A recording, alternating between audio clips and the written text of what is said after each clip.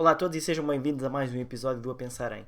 Tal como em alguns vídeos anteriores, este não segue bem o modelo de vídeos que eu costumo pôr no canal, ou seja, não é propriamente um vídeo tutorial, uma vez que eu não vou falar de nenhuma ferramenta informática, mas sim de uma técnica que nós podemos utilizar para melhorar um pouco as nossas aulas e a forma como os alunos são motivados nas nossas aulas. Então, este tema é sobre gamification. Eu vou tentar fazer isto em 3 partes. Nesta primeira parte eu vou falar do conceito de gamification e isto poderá ser interessante para qualquer pessoa, mesmo que não sejam professores. Depois vou falar de uma possível aplicação do conceito na nossa sala de aula e depois vou demonstrar um caso real em que isso foi posto em prática. Então, começando um bocadinho por falar do que é, afinal, esta gamification. Então, basicamente, gamification é a aplicação de elementos de jogo e técnicas de desenho de jogos a um caso real. Isto não tem nada a ver com jogos pedagógicos, não é em termos de educação, não é levar um jogo pedagógico para os alunos atingirem determinadas metas, mas sim é pegar naquilo que nós já fazemos e alterar alguns elementos de forma a transformar isso que nós fazemos num jogo. E daí gamification. Em português há quem diga gamificar ou ludificar. Eu uso o termo em inglês gamification. Então basicamente é transformar algo numa espécie de um jogo. E nós na verdade já fazemos isto há muito tempo. Mesmo sem sabermos, nós já fazíamos isso e o conceito em si surgiu devido a algo que algumas empresas faziam para motivar os seus clientes ou para angariar alguns clientes. No entanto, fora o mundo empresarial, fora o mundo da educação, nós já fazíamos isto. Então temos um exemplo muito prático, que é a colher da sopa que se transforma no avião. Muitos de nós já vimos, quando as crianças não querem comer a sopa, nós pegamos na colher da sopa e fingimos que a colher é um avião e dizemos, e vai o avião, e abre a garagem e a criança abre a boca, quando numa situação em que não há avião, muitas vezes ela não quer abrir a boca. Ou seja, na verdade, nós ao fingirmos que estamos a usar um avião, não estamos a alterar aquilo que realmente se está a fazer. O objetivo é comer a sopa, seja com o avião ou sem ser com o avião. Mas acrescentar este elemento deste jogo, desta brincadeira, àquilo que já estávamos a fazer, faz com que possam existir resultados um bocadinho melhores. Ou seja, gamification tem como objetivo alterar de alguma forma o comportamento das pessoas que são o alvo dessa gamification. Então, outros casos que podemos ver. Temos o caso da lotaria do radar. Então, basicamente, o que é que isto consiste? Foi uma experiência que fizeram num país nórdico qualquer, Suécia talvez, já não me recordo bem, em que no radar que já existia, no radar de velocidade, alteraram-no de forma a que, em vez dele simplesmente fotografar os carros que passavam em excesso de velocidade e mandar a multa para casa, passaram a fotografar os carros que passavam abaixo do limite de velocidade. E quem passasse abaixo do limite de velocidade entrava numa lotaria, a qual o vencedor ia receber uma parte do dinheiro de quem foi multado. E então, na realidade, o que é que aconteceu? A velocidade naquele radar, a velocidade média baixou. Apesar do radar já lá estar, a mandar as multas para casa, acrescentar este elemento de jogo fez baixar visivelmente a velocidade, uma vez que se o limite era 50, se havia alguém que passava lá todos os dias a 52, ele provavelmente começou a passar abaixo dos 49 porque não se perde nada. Então este é mais um exemplo de gamification. Outro exemplo é um jogo chamado Zombies Run. E em que é que consiste este jogo? Este jogo consiste numa pessoa que está a fugir de zombies a correr. Pode não parecer muito interessante, mas aqui o pormenor é que essa pessoa somos nós, somos mesmo nós, e quando eu digo correr, eu digo mesmo correr. Então é uma aplicação que se põe no telemóvel, pomos a aplicação, pomos uns fones nos ouvidos e em vez de irmos ouvir música, se bem que ele também acrescenta música lá no jogo, nós vamos recebendo algumas dicas do que se está a passar nesse jogo.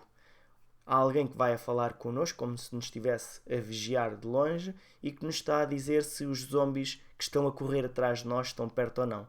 E então em algumas situações os zombies começam a acelerar e nós, na vida real, temos que começar também a aumentar o ritmo da corrida para que não sejamos apanhados. Portanto, este é apenas um exemplo. Qualquer um destes exemplos tem, como eu disse, o objetivo de alterar o comportamento de uma pessoa, tornando aquilo que estão a fazer um pouco mais interessante.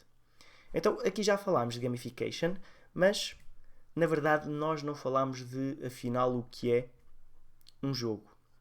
Então, aqui a definição pode ser mais interessante do que aquilo que nós pensamos. Toda a gente sabe o que é um jogo, mas se pensarmos bem, o que é mesmo um jogo?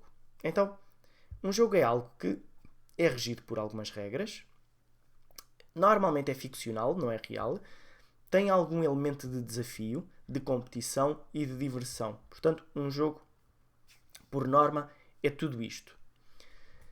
Então, na prática, nós podemos dizer que um jogo é ultrapassar obstáculos desnecessários. É ultrapassar obstáculos que, na verdade, não existem. Então, esta imagem mostra um exemplo de algo que nós, se calhar, já fizemos e que os nossos filhos fazem, que é, ao atravessar a passadeira, em muitas situações, eles tentam atravessar a passadeira pisando só as marcas brancas. Porquê? Por nenhum motivo. Porque é mais interessante, porque é mais divertido. E eles criam um obstáculo onde ele não existe. Ou seja, a parte da estrada, a parte preta, acaba por ser um obstáculo que eles inventam. Ou porque há lá tubarões, ou porque há crocodilos, ou simplesmente porque não se pode tocar lá. É um obstáculo que é desnecessário. E a parte mais interessante é que nós fazemos isso de uma forma voluntária. Nós impomos estes obstáculos desnecessários porque queremos, porque é divertido, porque é desafiante, porque é competitivo, seja lá pelo que for, porque nós queremos. Então, aqui agora pensando já na próxima fase, se nós conseguíssemos fazer com que as nossas aulas funcionassem desta forma, era muito melhor. Se fossem os alunos a querer fazer alguma atividade de uma forma voluntária, em vez de muitas vezes serem obrigados, isso provavelmente ia melhorar muito. No entanto, antes de falarmos da sala de aula em si, ainda falta falar de mais um pequeno pormenor. É que existem jogos e jogos. Existem jogos que estão desenhados para serem desafiantes e interessantes e nos quase que obrigar a voltar lá, obrigar no bom sentido, porque nós é que queremos voltar lá. E existem jogos que com o tempo se podem tornar, digamos, mais aborrecidos. Por exemplo, o jogo do galo. Pode ser muito engraçado no princípio até nós percebermos que aquilo acaba por ser sempre igual. Então, hoje em dia, os jogos, principalmente os videojogos, eles são desenhados de uma forma muito, muito inteligente. Eles são desenhados para motivar as pessoas a voltarem lá. Jogos como o Farmville ou algo do género, em que, na verdade, nós achamos que não é muito interessante, mas por algum motivo nós temos a tendência de voltar lá. Então, estes jogos funcionam porque são bem desenhados. O que é que nós podemos aprender daqui para as nossas aulas? A única coisa que precisamos de aprender é que nós precisamos de desenhar melhor o jogo. Na verdade, a sala de aula já funciona como um jogo. A escola é um jogo em que existem uma série de elementos, de componentes do jogo que estão presentes. Só que o jogo não está bem desenhado. Se olharmos para estas componentes de um jogo, as conquistas, emblemas, as demandas, equipas, lutas com o boss, conteúdo desbloqueável, tabelas classificativas, os níveis e os pontos, tudo isso existe na escola. Nós temos estes elementos todos, só que não são bem usados e não são bem explicados aos alunos. Por exemplo, as conquistas. Obviamente que existe um objetivo para o aluno. O aluno tem um objetivo de ter uma boa nota ou de chegar ao quadro de honra ou algo do género. Os emblemas é algo que mostra que o aluno pode mostrar em como atingiu determinado objetivo. Por exemplo, ele estar presente no quadro de honra e surgir na página da escola poderá ser o equivalente a um emblema de um jogo. As demandas. Demanda é um objetivo global em que existe algo que o aluno tem que fazer. Por exemplo, pode ser um trabalho prático em que o aluno tem de ultrapassar várias fases e várias tarefas. Equipas, portanto, o trabalho em equipa, trabalhar com o colega do lado, trabalhar em grupo. Lutas com o boss, podemos identificar, por exemplo, os testes ou os exames como sendo esta luta com o boss final em que temos de ganhar para passar de nível. Conteúdo desbloqueável, esta é fácil. Acaba uma matéria, no fim de acabarmos, nós desbloqueamos a nova matéria. Tabelas classificativas são afixadas em todas as escolas no final do período para que toda a gente veja que há uns que têm mais e outros que têm menos. Portanto, essas tabelas classificativas têm os níveis. Há os alunos que estão no nível 1, no nível 2, no nível 3, no nível 4 e por aí adiante. E existem também os pontos. O aluno faz um teste e é-lhe atribuído uma determinada pontuação. E ele sabe em que sítio é que ele está. Mas, como eu disse, na sala de aula todos estes elementos estão mal explicados. No próximo vídeo nós vamos de alguma forma perceber de que forma é que eles são mal explicados e como é que nós os podemos explicar melhor aos alunos para que eles se sintam mais motivados na sala de aula. Então, para não tornar este vídeo longo, continuamos no próximo. Até lá!